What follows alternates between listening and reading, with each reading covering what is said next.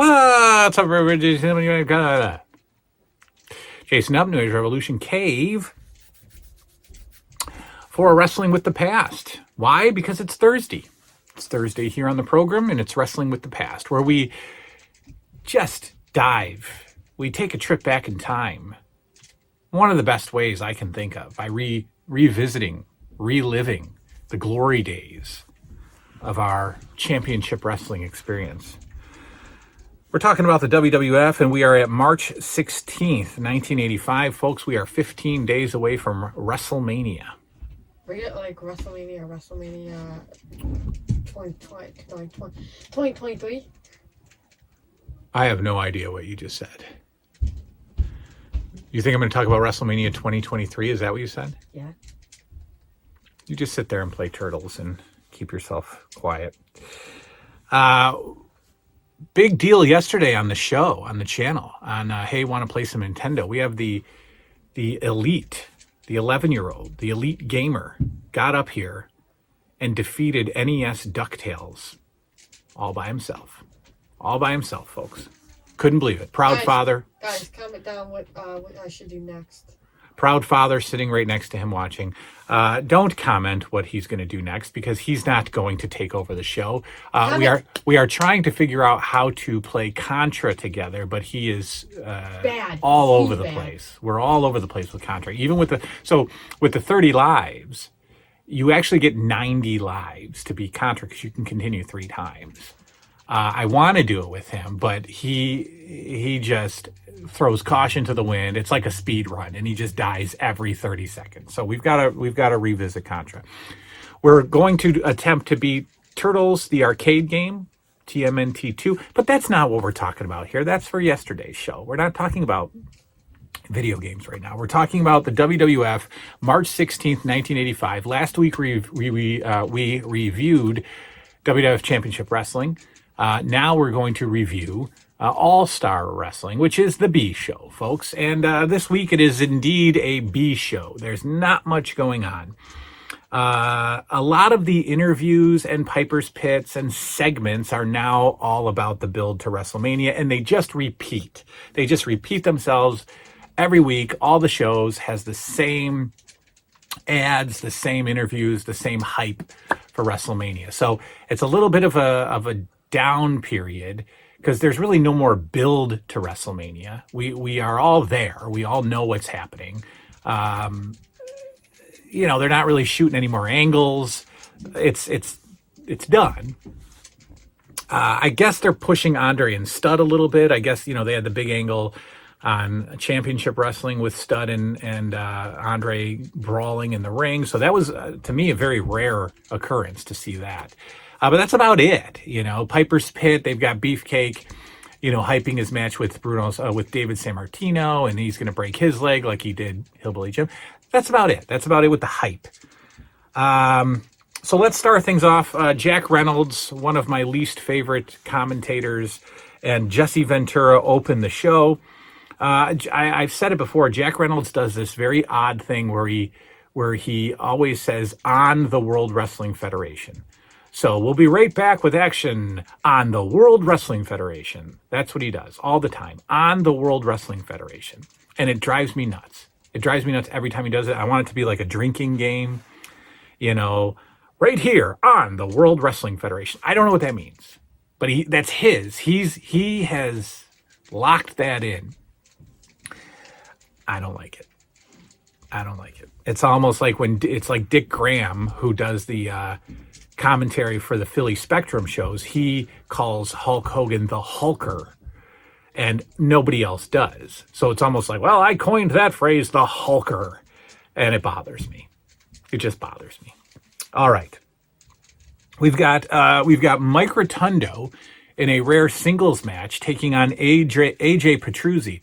Now, another problem that I have with All-Star Wrestling is their ring announcer, who I don't know who he is. I don't know. I think he might just be a Canadian ring announcer for Maple Leaf, maybe. Maple Leaf Gardens. But he cannot get the name AJ Petuzi right. He continues to call him AJ Petrucci. and that annoys me very much. So Mike Rotundo in a singles match against AJ Petuzi. And folks, as I'm talking badly about All Star Wrestling, this is probably the best match that I've ever seen on All Star Wrestling, believe it or not. Mike Rotundo as a singles wrestler looks fantastic. AJ Petuzi is a good wrestler. He's probably in the top 5 job guys in the WWF at this particular time. I would put the next job guy on that list also that we talk about in a minute. But this was a great match, a great back and forth match with Petuzi getting in a fair amount of offense. I would have loved to have seen this at an MSG card, maybe opening an MSG show. They wouldn't do that, I don't think. They wouldn't put Rotundo with Petuzi at a house show. I could see them putting him with Moondog Rex or somebody like that, but not Petuzi. But I would have loved to have seen these guys get 10 or 12 minutes. Fun back and forth. Both guys looking great, pulling off everything. No botches, no nothing. Rotundo wins it with the airplane spin. Next up, we get the update with Lord Alfred Hayes. It's the same one that we saw on Championship Wrestling. Remember, even though I'm reviewing it a week later, All-Star and Championship Wrestling are on the same day.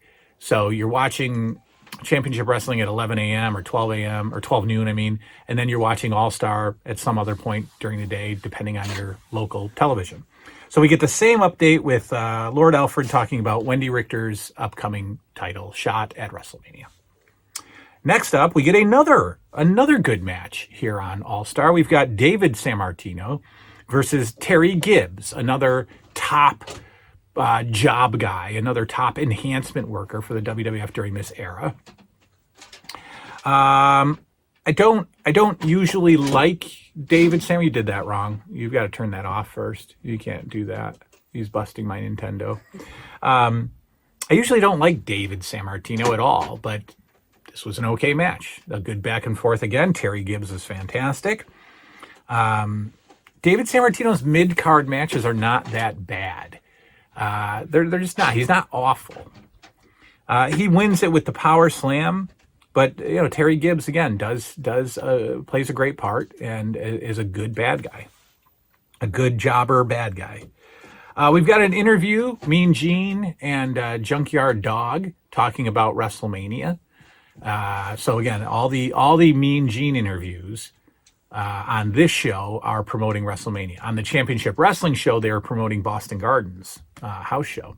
But we got, calling in the dog, and the dog's talking about WrestleMania and what he's going to do and what he's not going to do. And I am looking forward to that match. I do. I don't remember how that match goes. I know that Greg Valentine wins with his feet on the ropes. But I don't remember anything about that match. So I'm looking forward to seeing Junkyard Dog and Greg Valentine. Why it's not Greg Valentine and Tito Santana at WrestleMania, I don't know. I don't know why, and we'll talk about this when we review WrestleMania, but I don't know why the person who is in the middle of one of the bigger feuds of 85, in the middle of the Intercontinental title picture of 85, Tito Santana is the opening match on WrestleMania against, Mr. X. We'll get to that. I don't know. I can't figure that out. I don't know. And I don't know if there was any logic behind it. I don't know. Tito Santana is up next. He's taking on Gino Carabello. It's a fine match. Some very weird early stalling by Gino Carabello as he has some kind of inside heat with the crowd. I don't know what it is, but they're all giving him a hard time. And they're doing this weird hand gesture towards him, too. They're going like this with Gino Carabello. And I don't know why. I don't know if something happened before the cameras came on and Carabello was messing with the crowd.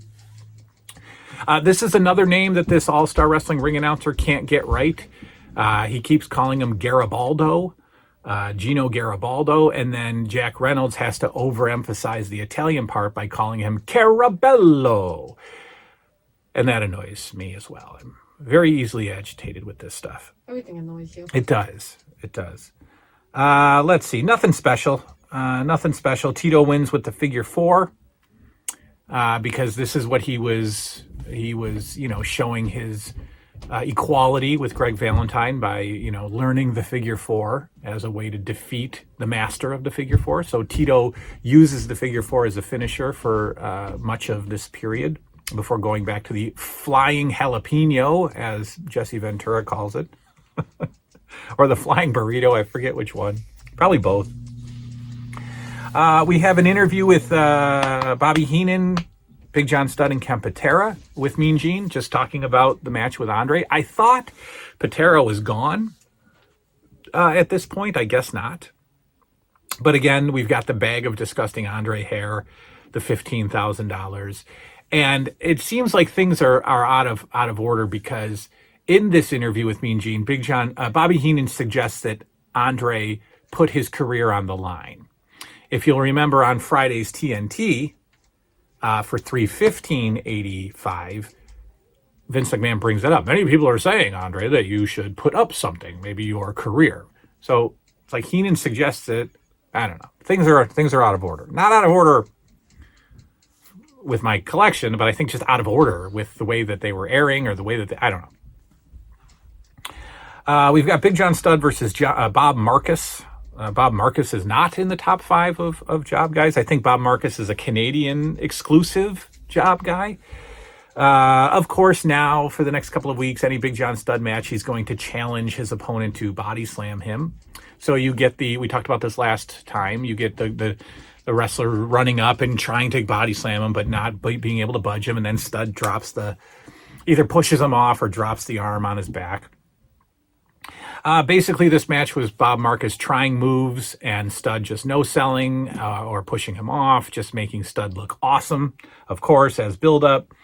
Weird ending, very weird ending. Big John Studd hip tosses Bob Marcus and then pins him. Something went wrong here. Danny Davis is your referee. So Big John Studd hip tosses Bob Marcus, casually drops on top of him, but has his hand on his hair the whole time. You know he's going to pull him up at 2. Bobby Heenan is outside yelling, pull him up. And Big John Studd at 2, Big John Studd kind of gives a little indication of a pull up. Bob Marcus kind of does a little bit of a kick out, but Danny Davis pauses and then counts 3. Little botch there, little botch. Big John Studd did not do a significant enough of a pull up, but he wasn't going to win it with the hip toss. He wins with the backbreaker. But Danny Davis just counted the 3. And then you hear Heenan perfectly. Heenan is so perfect.